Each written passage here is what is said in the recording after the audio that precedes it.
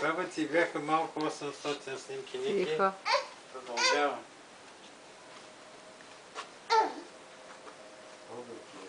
Слухачка, не може да я докоснем. Клони се, вижда.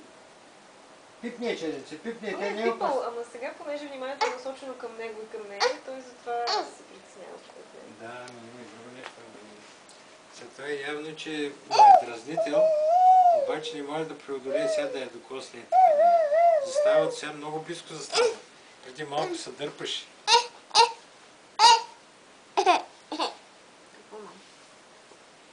Къде ще ходи? Ти искаш да те пусна, мама? Да те пусна или да те пускам? Не мога да разбера. Гуши, искаш да ходя, да те нося. Разбрах. Охо! Айде, чао. Охо! Чао.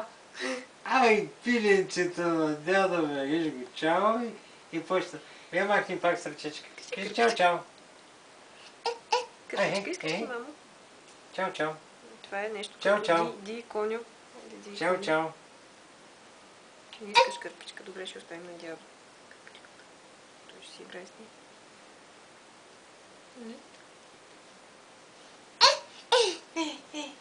Хайде, кажи чао. Кажи чао. Чао, чао. Баба снима. Как ще да в апаратчето? Нищо, май се опитват да... Добре, айде, чао, мама. Чао, чао. Чао.